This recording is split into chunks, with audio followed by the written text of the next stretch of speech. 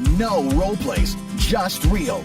Chris and Lorenzo share 4 decades of combined experience to help you become a more effective leader. We've never really, as a workforce, spent a lot of time on making sure we're developing good leaders. We'll be able to share stories, experience, mistakes, failures, successes. This is Hacking Your Leadership. Welcome to Hacking Your Leadership. I'm Chris. And I'm Lorenzo. And Lorenzo, tonight, I would like to take a trip down memory lane. Picture, if you will, a empty conference room, end of 2004, beginning of 2005. And we decided to write down some ideas for how to make sure the employee experience is considered before before asking them to do anything for you. You have to kind of consider what kind of experience they're having. And so what did we do?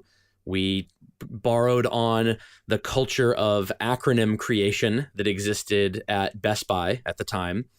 And so what I'd like to do is go over this acronym that we created, which I know we both still love.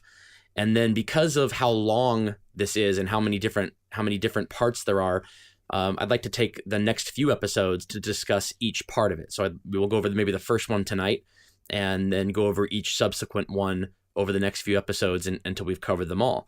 So do you remember what they are? I do. I remember that whiteboard in that really small office rather clearly. We spent a lot of time on that whiteboard doing a lot of different things. Oh, yes. But specifically, I remember we spent time thinking about the employee experience, and if you could do anything at all, like no rules, if you had $1 billion to spend, what would be the things that you would offer your employees? How would you take care of them? How would you create an environment and an experience unlike any other place?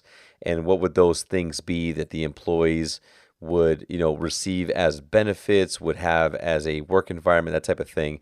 I remember us starting there and having an entire board full of all kinds of things, from daycares to scholarships and all kinds of stuff. It's funny to think that, this was 14 years ago. How many companies in this time, I don't think there was anything on that board that doesn't exist today in some company somewhere. And some of them were audacious. Some of them were just kind of, really, if money was no object. And I remember writing some of them down and thinking and laughing as I wrote them, like, that's never going to happen. And all of them have happened in one place or another in over the last decade as companies are competing for talent. But the goal, I remember, of doing this was, what do you have to do to change a culture, right? Like, what do you have to do if you are either on a team where the culture is not fantastic and you want to change it, or if you're a leader and you inherit a team that you need to fix or change, or if you're just thinking that there's some things you could change about yourself in your leadership, and you're having a hard time with leading a team of people that you've had for a while, and you want to figure out how to change that culture. And so let's talk a little bit about this acronym. So what do you remember about it? I remember it really actually quite easily, because we were talking about culture, and the acronym was for the word culture. So that kind of made it easy. It kind of stuck to that. And the first C, or the C, is consider yourself. And tonight we're gonna go through that one tonight on tonight's episode. But I still want to tell our listeners what the other ones are, and then we'll accomplish those on future episodes. But tonight we'll be talking about the C in culture. Consider yourself. Okay. Then the U is understand people. The L is lend air support. The T is track progress.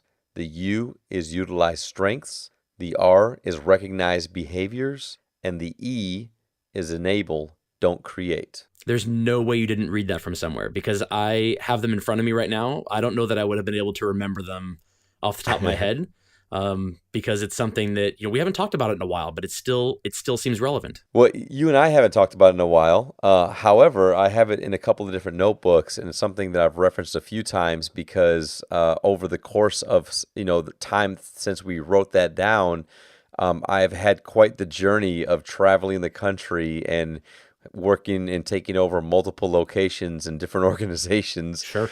And every time I do that, I reflect on this acronym to think about the work ahead and to remind myself of what you and I said were the most important things to actually change culture.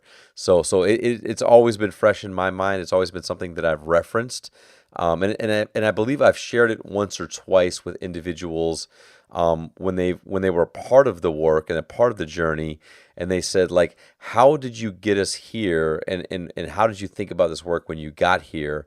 And I said, well, there's actually this acronym that I reference and that I think about when I'm strategizing the work and I'm bringing people along. So I know we haven't talked about it, but I'm excited to talk about it in depth. Yeah, I think there's something really important about this too. And no one, if you think about when you're doing stuff around your house, no one cleans their house. You vacuum, and then you vacuum one room, then you vacuum another room, then you dust this table, then you clean this window. You don't clean the house. That's daunting.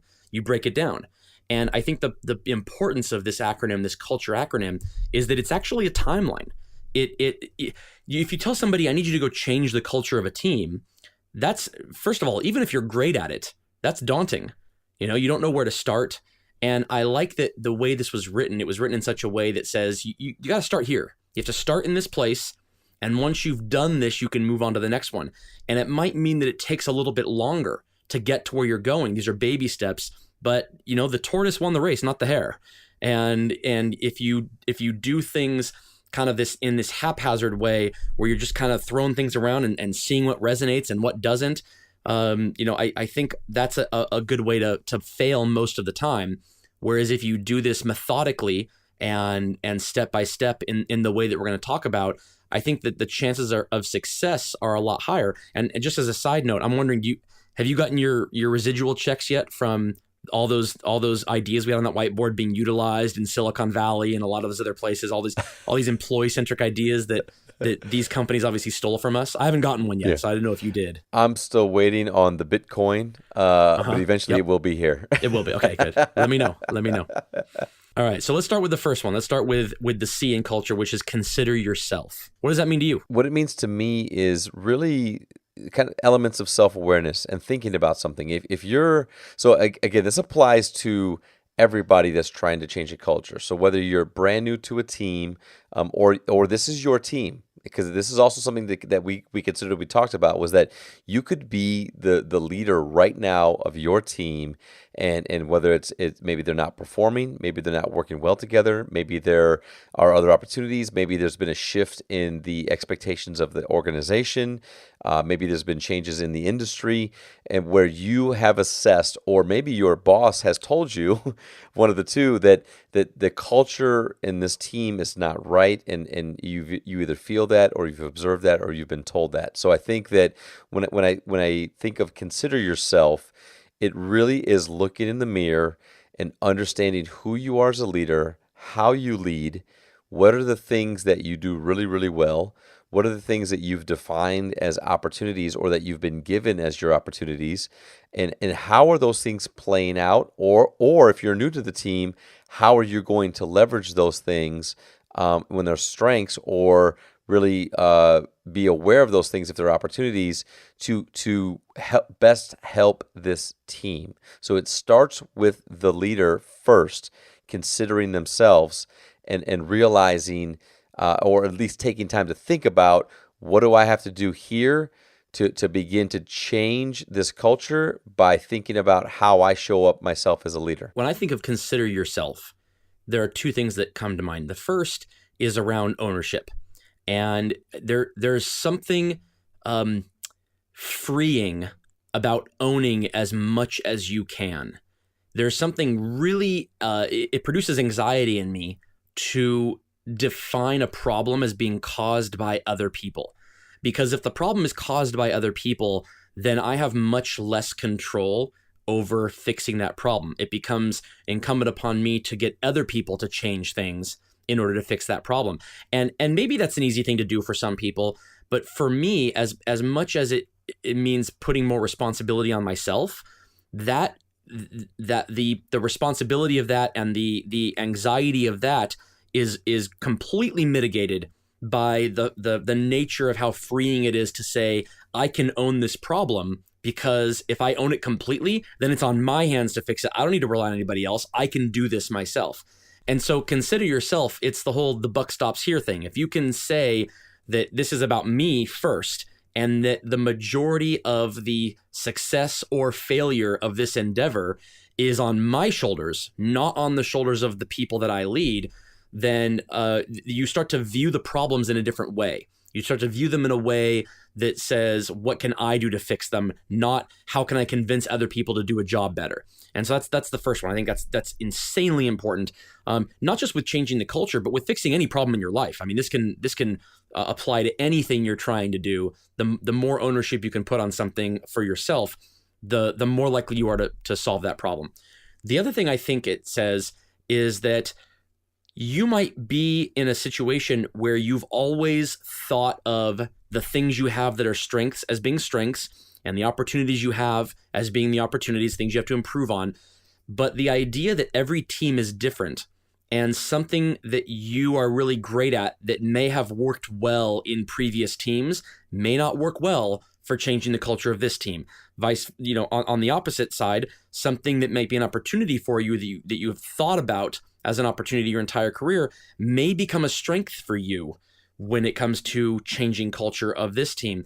So it really comes down to redefining who you are and how that fits into that team that you're trying to change. Because if you don't start there, then anything else you do, you might be taking steps down the wrong path. This is kind of the place where you choose the path to go down. And that's why I think it's important to consider yourself. I've had a leader tell me, and I love this analogy, is when there's a new opportunity where you're joining the team, or for the first time, you've got a promotion and you're moving on to another location, or there's something that changes, whether it's the job or the team or whatever that might look like, where he says, you don't take old carpet to a new house. And that whole idea is understanding that if you've got old habits or things that you're aware of or things that you just let go or things that you figure like, well, I can get away with that here, you really don't do those things anymore. You make sure that you leave some stuff behind. Sure. And you move on as the right then and there best version of yourself at that point. So I think when you're considering yourself as the new leader of a team, a lot of what you just talked about is absolutely spot on. Is how are you going to walk in on day number one and own it, and own the fact that you are the leader of this team. How are you going to own the current performance of the team and what's going on in regards to their ability to communicate with each other, to inform each other, to work together, to develop each other, and to get developed by other leaders. And then if you're not a new leader and this is your current team, then I think it really is a lot more self-reflection and truly realizing what's been your part from the ownership piece. What has been your part so far? Because if your culture is not right, or if you're feeling that like this team is just not doing this, or they're not good at that, or they're not performing to expectation, as the leader and of the current leader of that team, you have to own it, because all of those things in my mind they all equal a failure of leadership. Yes. Right? If you've got bad people, you hired bad people. If you've got bad people that were not bad people when you hired them, you made them bad people. Right. If they're not clear, it's because you're not clear. If they're not on the same page, it's because you're not on the same page. So I think that piece of really, really considering yourself is absolutely vital to changing culture, and it's why it's the first step. And if you can't get past this first step, you have no chance in doing the rest of this acronym, because nothing else will work if you don't take this one serious. And I feel like I think it's important to stress that considering yourself may end up being that you need to change yourself. So if you're inheriting a team, if this is day one and these people you were put someplace to fix something. The culture is terrible here. I need you to go in and fix this place. So it's day one. Maybe there's nothing you need to change about yourself. Maybe you're a fantastic leader and you earned the role because you're great at leading people. And maybe it's not about changing yourself. Maybe it's about just considering what you can bring to the table and how you can start with owning it yourself in order to fix the problem. But if you are already in place as a leader for several months or several years, and the culture is poor. And maybe you're at the standpoint where this is survival mode. Maybe you're thinking that you might be out of a job if you don't fix the culture in the organization or on the team that you have. Then considering yourself may very well lead to you having to change yourself. And either way, if for people listening right now, if they heard you go through that list of, if you have a bad team, you're a bad leader, and the list of things you said, if you hear that and it makes you incredibly uncomfortable, then that's where you need to start. You need to start with getting to a point where that doesn't make you feel uncomfortable. Rather, it makes you feel empowered to fix it, because now the problem is something you can own as opposed to putting it on your terrible team. Yeah. And even beyond that, I was having a conversation with somebody, another leader, about a week ago. And that was verbatim some of our conversation, is that if you've got a team that, and there's opportunity there, and the culture's not right, my advice to you is to get in front of that team as soon as you can and let them know that this has been a failure of leadership. And as a leader in the business, you apologize for that and you own it. And you say that, like, at the end of the day, leaders own the culture and leaders own the environment. What we want from you is to show up and do your role and be positive and help us move this thing forward. But if there's any type of an issue amongst the culture, it starts with leadership, and that's us. And I raise my hand, and I'm going to commit to you that I'm going to start to show up differently to help support this team. But I'm also going to need your help. And I'm going to need you to share with me the things that are wrong and that are broken. And I'm going to need you to share with me the things that we can do differently to support you in a different way. So yeah, absolutely. It is one of those things where if you're going to change yourself, or you're trying to have a team look at you differently, or give you a second chance, or get behind you on this journey of changing culture, you've got to be really upfront with them and very transparent and honest with them, and you have to own it. Whether you are the leader there now, or even as a new leader walking in. I've walked into environments where it wasn't a good culture, and I stood up and said, well, hey, like, this is my team now, right? This is our culture now. I own it. Regardless of what happened in the past, I am here now and I own all of that. And you have my full commitment that we will fix it, and I will hear you and we will work together. Wouldn't it be great if politicians did that instead of blaming the previous guy always? Like, everybody blames the previous person instead of just owning it? No, it is hard. It is hard work. It is hard. Yep. All right. And with that, it is time for this episode's 1 minute hack. The 1 minute hack.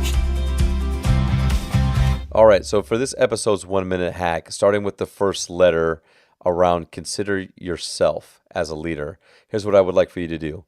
Get out your notebook and your pen and start to list at least 5 strengths, 5 things that you feel that you do really well, but are also grounded in facts that leaders have told you that you do well, or that your people have told you that you've done well. Write those things down. Then on the other side of the piece of paper, I want you to write down what this team needs. Now, if you're a new leader to this team, you're going to have, I'm sure, some elements of perspective. You're going to be given some observations and feedback. You're going to be able to quickly, meet some people and kind of assess yourself, what's going on here. But write down what you feel the team needs. If you're already the leader, it should be very easy for you to do by simply asking them. And or looking at things like employee surveys, or again, leveraging your influencers or your boss, but write down the things that the team needs.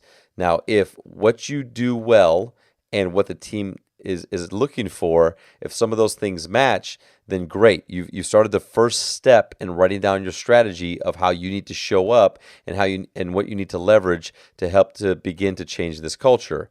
If what you've written down for your strengths and what the team needs are things that do not match, then I think we've landed at a point that Chris talked about earlier in the episode, which is that you have to change yourself.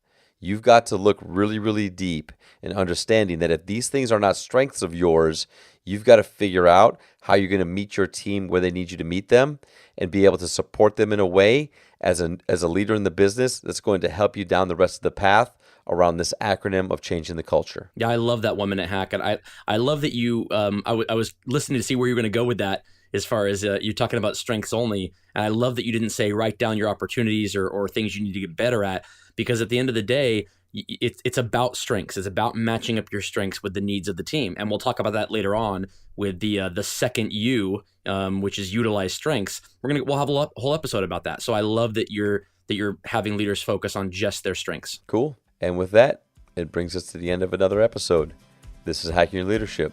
I'm Lorenzo. And I'm Chris. And we'll talk to you guys next time.